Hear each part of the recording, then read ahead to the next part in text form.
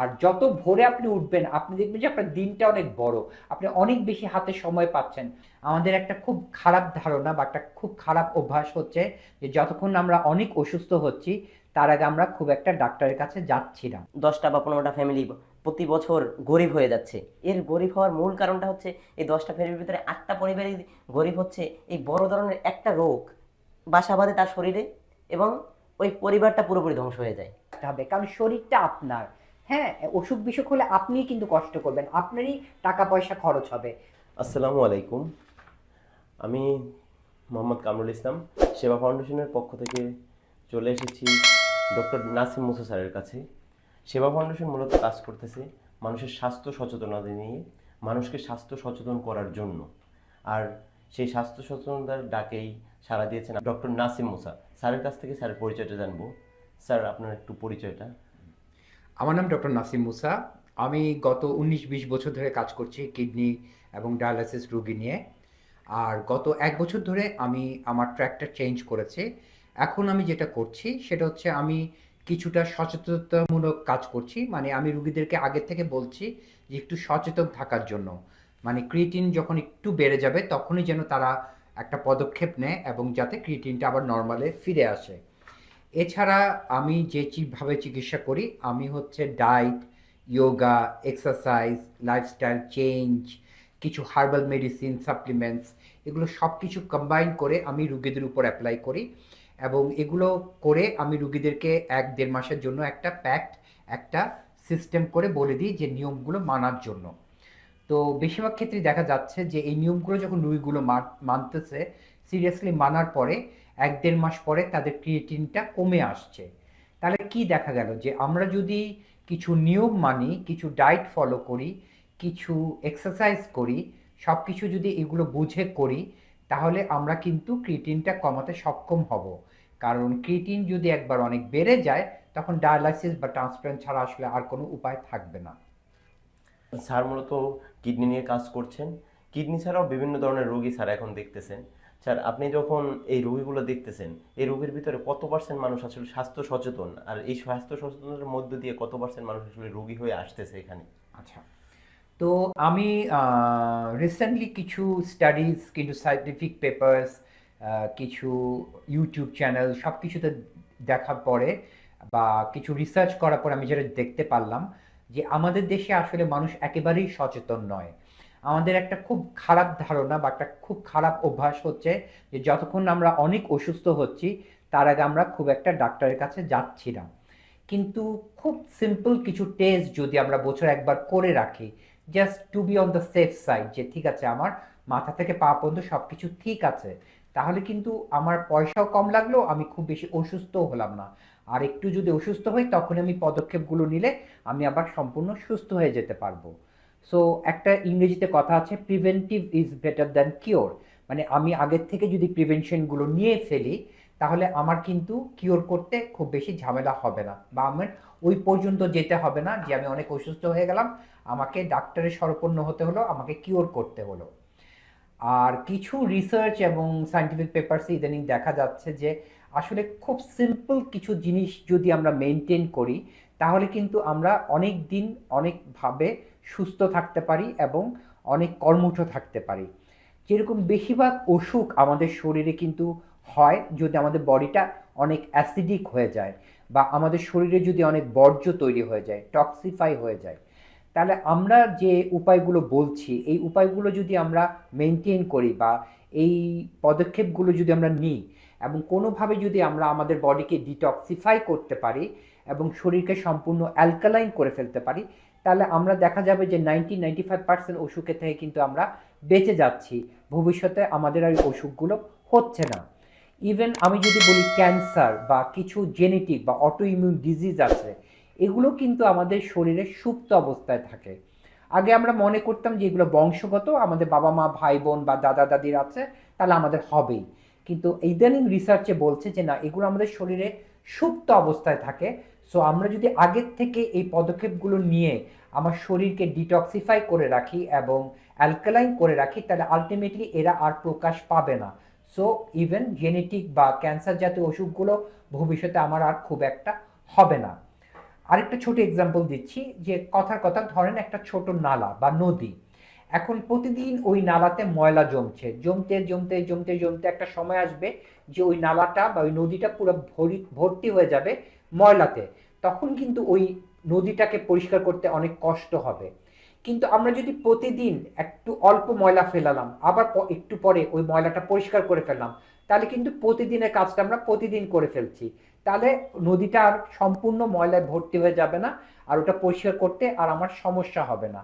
Same কিন্তু আমার বডিও কিন্তু প্রতিদিন একটু একটু করে আমার শরীরে বর্জ্য তৈরি হচ্ছে। এখন আমি যদি ডায়েট, এক্সারসাইজ, যোগা, কিছু লাইফস্টাইল চেঞ্জ, কিছু মেথড আছে, এগুলো যদি আমি অ্যাপ্লাই করি এবং কিছু হার্বাল বা সুপার ফুড আছে এগুলো খাই, তাহলে দেখা যাবে যে প্রতিদিনের বর্জ্যটা আমি ক্লিয়ার করে ফেলছি। আলটিমেটলি আমার শরীরে ওই বর্জ্যগুলো খুব বেশি আর জমা হচ্ছে না। এতে শুধু আমার কিডনি নয়, লিভার নয়, স্টোমাক নয়, ইন্টেস্টাইন নয়, আমার মাথা থেকে পা পর্যন্ত পুরো শরীরটাই কিন্তু আমার সুস্থ থাকছে, ভালো থাকছে। তো আমি আর খুব বেশি তাহলে ভবিষ্যতে অসুস্থ হব না, এবং আমার ডাক্তারের কাছে আর খুব একটা যেতে হবে না। আমাদের সাধারণত আমরা দেখি যে আমাদের যদি সমাজকে যদি সাধারণত একটু গবেষণা করে দেখি, 100 পরিবারের ভিতরে আমরা সাধারণত দেখতে পাই স্যার যে মিনিমাম 10টা বা 15টা ফ্যামিলি প্রতি বছর গরিব হয়ে যাচ্ছে। এর গরিব হওয়ার মূল কারণটা হচ্ছে এই 10টা ফ্যামিলির ভিতরে 8টা পরিবারই গরিব হচ্ছে এই বড় ধরনের একটা রোগ বাসা বাঁধে তার শরীরে, এবং ওই পরিবারটা পুরোপুরি ধ্বংস হয়ে যায়। এটাই খুবই স্বাভাবিক দেখা যাচ্ছে। এখন এটা তো আমাদের দেশে যেহেতু একটা সমস্যা আছে যে আমরা আলটিমেটলি ডাক্তারের কাছে আসি না, ডাক্তারের কাছে পুরোপুরি অসুস্থ না হয়ে আসি না। অতএব আমাদের দরকার হলো যে দ্রুত আমি কিভাবে নিজেকে ভালো রাখতে পারি, নিজেকে ভালো রাখার জন্য প্রতিদিন আমি আসলে কি কি কাজগুলো করতে পারি, এই এই ধরনের একটু সাজেস্ট করবেন। তো আমি যেটা বললাম যে prevention is better than cure. হ্যাঁ, আমি যদি আগের থেকে জানি যে আমি এই কাজগুলো করলে সুস্থ থাকবো, তাহলে আমি ভবিষ্যতে আর অসুস্থ হব না। এবং আমি যে কাজগুলোর কথা বারবার বলছি সেটা হচ্ছে একটা প্রপার ডায়েট, একটা ভালো খাদ্য অভ্যাস, ভোরবেলায় উঠা, একটা ভালো লাইফস্টাইল, কিছু ইয়োগা করা, কিছু এক্সারসাইজ করা, কিছু নিয়ম মেনে চলা, ওষুধ যত কম খাওয়া যায়। সো এই জিনিসগুলো যদি আমি রেগুলার করি, তাহলে আলটিমেটলি খুব কম খরচে কিন্তু আমি অনেক দিন সুস্থ থাকতে পারছি। আর আমি যদি খুব কম খরচে অনেক দিন সুস্থ থাকতে পারি, তাহলে কিন্তু আমার আর ডাক্তারের কাছে যেতে হচ্ছে না, এবং ডাক্তারের কাছে গিয়ে আমার একটা বিশাল অঙ্কের টাকা কিন্তু ওই ডাক্তার বা হসপিটালকে দিতে হচ্ছে না। তাহলে আমার কিন্তু আসলে অনেকখানি টাকা বেঁচে যাচ্ছে। জাস্ট আমার যেটা দরকার একটু সচেতন হওয়া, একটু নিজের সম্পর্কে একটু সচেতন হওয়া, আগের থেকে একটু প্রিকশন নেওয়া, যে হ্যাঁ আমি এইগুলো করব, করে আমাকে নিজেকে সুস্থ রাখবো, আমার অনেকখানি লাভ হচ্ছে, আমি সুস্থ থাকছি, আমার অনেক টাকা পয়সা বেঁচে যাচ্ছে, এবং আমি অনেক দিন সুস্থভাবে বেঁচে থাকতে পারছি। সো এই জিনিসগুলো কিন্তু আপনাকে এগিয়ে আসতে হবে, কারণ শরীরটা আপনার। হ্যাঁ, অসুখ বিসুখ হলে আপনিই কিন্তু কষ্ট করবেন, আপনারই টাকা পয়সা খরচ হবে। সো আপনাকেই সচেতন হতে হবে, আপনাকে এগিয়ে আসতে হবে। এবং আপনি শুধু না, আপনার আশেপাশে যারা আছে, বন্ধু বান্ধব, পাড়া প্রতিবেশী, আত্মীয় স্বজন, তাদেরকেও কিন্তু দায়িত্ব, আপনারই দায়িত্ব তাদেরকে সচেতন করা। আচ্ছা, প্রতিদিন কতক্ষণ এক্সারসাইজ একজন মানুষের করা উচিত, আর কি কি ধরনের এক্সারসাইজ একজন মানুষ গ্রামে বসে বা একজন স্বাভাবিক লাইফে একজন করতে পারে জিম ছাড়া বা কোনো ধরনের ট্রেনিং ছাড়া? আসলে এক্সারসাইজ নির্ভর করবে বয়সের উপরে, বাট সাধারণত আসলে খুব বেশি এক্সারসাইজ দরকার নেই। আপনারা যদি ইয়োগা করতে চান, এখন ইন্টারনেটের যুগ, আপনি ইউটিউবে সার্চ দিলে বিভিন্ন রকম ইয়োগা চলে আসবে, সেই ইয়োগাগুলো আপনারা প্র্যাকটিস করতে পারেন। ইদানিং রিসেন্টলি তাইচি, জিগুং, যেগুলো চাইনিজরা খুব প্র্যাকটিস করে, সেগুলো আপনারা দেখে দেখে করতে পারেন। আপনারা অফিসে অনেকক্ষণ ধরে চেয়ারে বসে আছেন, আপনি একটু হাত পা নাড়লেন, একটু ঘাড় ঘোরালেন, আপনি ফ্রি হ্যান্ড এক্সারসাইজগুলো অনায়াসে নিজে নিজেই অফিসের টেবিলে চেয়ারে বসেই করতে পারেন। আপনার এর জন্য অনেক টাকা খরচ করতে হচ্ছে না, আপনাকে একটা দামি জিমে গিয়ে ভর্তি হতেও হচ্ছে না। তো জাস্ট যেটা দরকার একটা প্রচণ্ড মনোবল এবং ইচ্ছা শক্তি, এই দুইটা যদি আপনার থাকে, তাহলে কিন্তু আপনার খুব কম খরচে বা কোনো খরচ ছাড়াই কিন্তু আপনি এই শারীরিক পরিশ্রমগুলো করে আপনার শরীরকে সুস্থ রাখতে পারেন। আমরা এখন বর্তমানে মানে ব্যাক টু নেচার, সবাই বলতেছে যে পুরনো মানুষদেরকে যদি এখন নিয়ে আসা হয়, তারা কিছু বর্তমান সময়ের খাবার দেখে বলবে যে এগুলো কোনো খাবারের ভিতরেই পড়ে না। নেচারে ফিরে যাও, নেচারে থাকলে সুস্থ থাকবে। তাহলে নেচারে ফিরে যাওয়া বলতে কি বোঝাচ্ছে? আমাদের আসলে কি কি খাবার খাওয়া উচিত এবং কি কি খাবার পরিত্যাগ করা উচিত? আমাদের আসলে যেটা সবচেয়ে উচিত সেটা হচ্ছে যত বেশি খাবার খাওয়া যায়।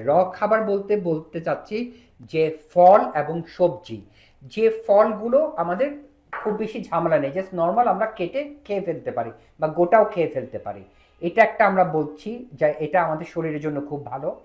তারপরে অনেক ফলের মধ্যে বিচি আছে, আমরা যেটা করি বিচিটা ফেলে দিই। আমরা কিন্তু খাই শুধু টেস্টের জন্য না বা পেট ভরার জন্য না, আমাদের নিউট্রিশন দরকার, ভালো নিউট্রিশন বডিতে দরকার। সো সেইটা মাথায় যদি আমাদের থাকে তাহলে আমরা চেষ্টা করব বিচি সহ এই ফলগুলো খেতে। কারণ ইদানিং দেখা যাচ্ছে যে বেশিরভাগ ফলের বিচিতে প্রচুর পরিমাণে নিউট্রিশন আছে, যেগুলো আলটিমেটলি আমাদের সেলগুলোকে ভালো রাখবে, আমার শরীরকে ভালো রাখবে। আর সবজির ক্ষেত্রে আমি বলবো যে সবজিগুলো খুব একটা রান্না করার দরকার নেই। শসা, টমেটো, গাজর, মূলো, এইসব জাতীয় ফল, সবজি যেগুলো আমরা কাঁচা সালাদ বানিয়ে খেতে পারি, বা আমরা হালকা গরম পানিতে একটু সিদ্ধ করে আধা সিদ্ধ অবস্থায় খেতে পারি, বা অল্প একটু তেল দিয়ে হালকা সটে করে আমরা খেতে পারি। এতে দেখা যাবে যে তাদের পুষ্টিগুণটা খুব একটা নষ্ট হচ্ছে না। আর তেল আসলে যত কম খাওয়া যায় ততই ভালো। সো আমরা চেষ্টা করব সবচেয়ে বেশি যে নেচার থেকে আমরা যা যা পাই, যেগুলো আমাদের রান্না করতে হয় না, এইসব জাতীয় খাবারগুলো যত বেশি আমরা খাবো তত বেশি আমাদের শরীর ভালো থাকবে, তত বেশি আমরা নিউট্রিশনাস সাবস্টেন্সগুলো আমাদের শরীরে ঢুকবে, আমাদের আমাদের ভালো নিউট্রিশনটা আমরা বডি পাবে, এবং তত বেশি আমি সুস্থ থাকবো। আমাদের এখন বর্তমানে যে সমাজে যে সমস্যাটা, আমরা ঠিকমতো ঘুমাতে পারি না, মোবাইল এবং আমাদের বিভিন্ন ইলেকট্রনিক জিনিসের কারণে আমাদের ঘুমটা ঠিকমতো হচ্ছে না। আর এই ঘুম হচ্ছে না এবং আমাদের এই যে পারিপার্শ্বিক সমস্যার কারণে আমাদের দুশ্চিন্তাও বেড়ে যাচ্ছে। এই দুইটার কম্বিনেশনে আমাদের সাধারণত আমাদের ইয়াং জেনারেশন বা বৃদ্ধ জেনারেশন, যাতেই বলে, যুবক জেনারেশন, যা সবাই আসলে ঘুমটা কমে যাচ্ছে, আবার ঘুমটা সময় মতো হচ্ছে না। এই কোন সময় আসলে ঘুমানো উচিত এবং এই দুশ্চিন্তাগুলো আসলে কিভাবে কতটুকু রিমুভ করা যায়? সবচেয়ে বেশি ভালো হচ্ছে যে আমরা চেষ্টা করব সন্ধ্যাবেলায়, মানে 6:30 7টার মধ্যে আমার ডিনারটা করে ফেলতে। হ্যাঁ, এরপর যেন আমার খেতে না হয়, এবং ডিনার করার সঙ্গে সঙ্গে আমি চেষ্টা করব কিছুক্ষণ হাঁটাহাঁটি করতে, যাতে ওই খাবারটা খুব ইজিলি আমার শরীরে ডাইজেস্ট হয়ে যেতে পারে। এবং আমি চেষ্টা করব রাতে 10টার মধ্যে ঘুমিয়ে যেতে। সো সেজন্য রাতের 8টার পর আমি আর মোবাইলটা ধরবো না। আমি দরকার লাগলে মোবাইলটা আরেকটা ঘরে রেখে আসবো বা মোবাইলটা সুইচ অফ করে ফেলবো। আমাদের বেশিরভাগ এখন অভ্যাস হচ্ছে ঘুমাতে যাওয়ার আগে মোবাইল টিপি, বা ঘুমাতে গিয়ে একটু পর উঠে আবার একটু মোবাইল চেক করি।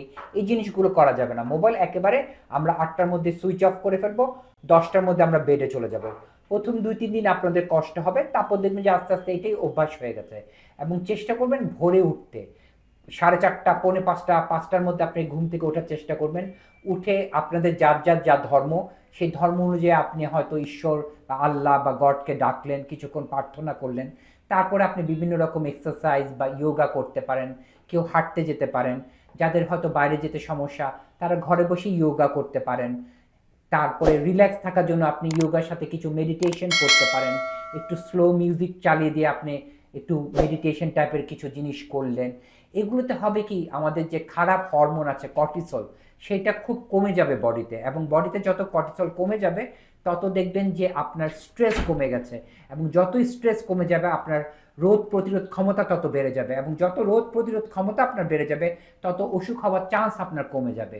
সো শুধু শরীর না, আপনার মনকেও কিন্তু সুস্বাস্থ্যে রাখতে হবে, স্বাস্থ্যবান রাখতে হবে, ভালো রাখতে হবে। সো যেহেতু আমরা অনেক ঝামেলার মধ্যে থাকি, অফিসের ঝামেলা থাকে, পারিবারিক ঝামেলা থাকে, রাস্তায় জ্যাম থাকে, আমাদের প্রতিদিন অনেক কিছু ফেস করতে হয়। সো নিজের জন্য অন্তত জাস্ট আধা ঘন্টা 1 ঘন্টা বের করে আপনি এই রিল্যাক্সেশন টেকনিকগুলো করতে পারেন। এছাড়া আপনি মাসে 1 দিন আপনি বডি ম্যাসাজ করাতে পারেন। আপনি কোনো সেলুনে গিয়ে বডি ম্যাসাজ করাতে পারেন, কোনো বিউটি পার্লারে গিয়ে আপনি বডি ম্যাসাজ করাতে পারেন, অথবা আপনার বাসায় আপনার পার্টনারকে বলতে পারেন যে আমাকে একটু হেল্প করো, আমাকে একটু ম্যাসাজ করে দাও। এগুলো করলে দেখবেন যে আপনি রিল্যাক্স ফিল করছেন, আপনি অনেক স্ট্রেস কমে গেছে এবং আপনার ভালো লাগছে। এই জিনিসগুলো কিন্তু আপনাকে মাথায় রাখতে হবে। বর্তমানে আমাদের যতগুলো সমস্যা দেখেছি, এর ভিতরে সবচেয়ে বড় হলো সকালবেলা ঘুম থেকে দেরি করে ওঠা। এখন যদি কেউ সকালবেলা ঘুম থেকে দ্রুত উঠে সকালে ব্যায়াম করতে পারে, তাহলে আসলে মানুষের লাইফস্টাইল পুরোপুরি পরিবর্তন আসা সম্ভব কিনা আপনার মনে হয়? অবশ্যই সম্ভব, হ্যাঁ, এবং আমি নিজেই সাক্ষী। আমি একসময় এটা করতাম না, বাট এখন আমি খুব ভোরে উঠি এবং আমি প্রচুর চেঞ্জ দেখতে পাচ্ছি আমার নিজের মধ্যে। সো আমি যেটা বললাম যে মোবাইলটা বন্ধ করে ফেলতে হবে, কারণ মোবাইল আসলে আমরা যত কম ইউজ করতে পারি, কারণ মোবাইলের মধ্যে একটা ভায়োলেশন আছে, একটা রে পাস করে, ওই রেগুলো কিন্তু আসলে আমার শরীরের জন্য খারাপ। আর আমি মোবাইল যত ঘাঁটবো রাত ধরে, আমার ঘুম তত দেরিতে আসবে। আর আমি কখনোই ঘুমের ওষুধ খাওয়ার পক্ষে না। আর আপনি রাত্রে ঘুমাতে গেলেন, ঘুমাতে যাওয়ার পর দেখলেন যে আপনার ঘুম আসছে না, তখন আপনি চোখ বন্ধ করে একটু রিল্যাক্স করবেন। আপনি হালকা একটু ব্যায়াম করতে পারেন, বিছানায় শুয়ে শুয়ে করতে পারেন। আপনি একটা গল্পের বই হাতে নিতে পারেন, আপনি স্লো একটু মিউজিক চালিয়ে নিতে পারেন। আপনি বেডরুমের পরিবেশটা একটু ওরকম করে নিতে পারেন যাতে আপনার ঘুমাতে সাহায্য করতে পারে। ছোটবেলায় একটা জিনিস আমরা করতাম, আমি জানি না অনেকের মনে আছে কিনা, আমাদের ঘুম না আসলে আমাদেরকে দাদি নানিরা বলতো যে চোখ বন্ধ করে ভেড়া দেখো, ভেড়া গুনো। সো এই টেকনিকগুলো কিন্তু এখন আপনারা করতে পারেন। দেখবেন যে একদিন, দুদিন, 3 দিনের মাথায় আপনার অটোমেটিক একটা সিস্টেমে চলে আসছেন যে 10টায় আপনার ঘুম চলে আসছে, ভোর 5টায় আপনার ঘুম ভেঙে যাচ্ছে। সো এটা আস্তে আস্তে আপনাকে অভ্যাসে পরিণত করতে হবে এবং একসময় দেখবেন যে আপনি অনেক বেটার ফিল করছেন। আর যত ভোরে আপনি উঠবেন, আপনি দেখবেন যে আপনার দিনটা অনেক বড়, আপনি অনেক বেশি হাতে সময় পাচ্ছেন, অনেক বেশি আপনি কাজ করতে পারছেন, আপনার শরীর মন দুটোই অনেক বেশি উৎফুল্লিত, অনেক বেটার ফিল করছেন। ধন্যবাদ স্যারকে। অনেক বিষয় নিয়ে আলোচনা করলাম। আমরা প্রাকৃতিক উপায়ে সুস্থ থাকার জন্য এই বিষয়গুলোকে আসলে লক্ষ্য করতে পারি, আর এই বিষয়গুলোকে যদি আমরা মেনে চলতে পারি তাহলে আসলে আমরা পরিপূর্ণ সুস্থ থাকতে পারি আমাদের জীবনে। ধন্যবাদ স্যার।